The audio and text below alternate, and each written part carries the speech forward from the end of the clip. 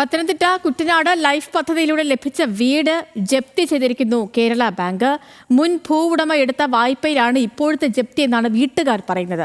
സംഭവം വലിയ വിവാദമായി. ഇതോടെ യൂത്ത് കോൺഗ്രസ് പ്രവർത്തകരും നാട്ടുകാരും ഒക്കെ ചേർന്ന് പൂട്ട് പൊളിച്ചു. കോടതി ഉത്തരവാണ് നടപ്പാക്കിയത് എന്ന നിലപാടിലാണ് ബാങ്ക് അധികൃതർ. 2017 ലൈഫ് ഭവന പദ്ധതി പ്രകാരം നിർമ്മിച്ച വീടാണ് കേരള ബാങ്ക് ചാലാപ്പള്ളി ശാഖ ജപ്തി ചെയ്തത്. മുൻ ഭൂവുടമ വിജയൻ ബാങ്കിൽ നിന്നെടുത്ത വായ്പയുടെ തിരിച്ചടവ് മുടങ്ങിയതോടെയാണ് ജപ്തി നടപടിയിലേക്ക് കടന്നതെന്നും കോടതി ഉത്തരവ് നടപ്പിലാക്കുക മാത്രമാണ് ചെയ്തതെന്നും ബാങ്ക് അധികൃതർ അറിയിച്ചു. എന്നാൽ വസ്തു വാങ്ങിയപ്പോൾ ലോൺ ഉണ്ടായിരുന്ന വിവരം അറിഞ്ഞിരുന്നില്ലെന്ന് വീട്ടുകാർ പറയുന്നു.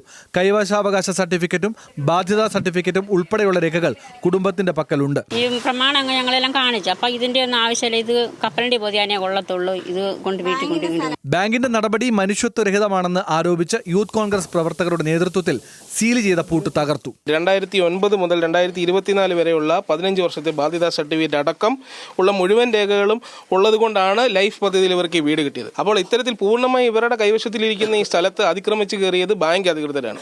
എന്നിട്ട് അവരുടെ പൊസഷൻ നോട്ടീസ് ഇവിടെ ഒട്ടിച്ചിട്ടുണ്ട്. ആ പൊസഷൻ നോട്ടീസും അതുപോലെ തന്നെ ഈ വീട് താഴിട്ട് പൂട്ടിയ പൂട്ടും ഞങ്ങൾ പൊളിച്ചിട്ടുണ്ട്.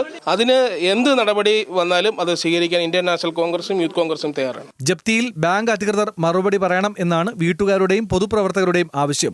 മുൻ ഭൂവുടമയ്ക്കെതിരെ പോലീസിൽ പരാതി നൽകാൻ ഒരുങ്ങുകയാണ് വീട്ടുകാർ. ന്യൂസ് മലയാളം, പത്തനംതിട്ട.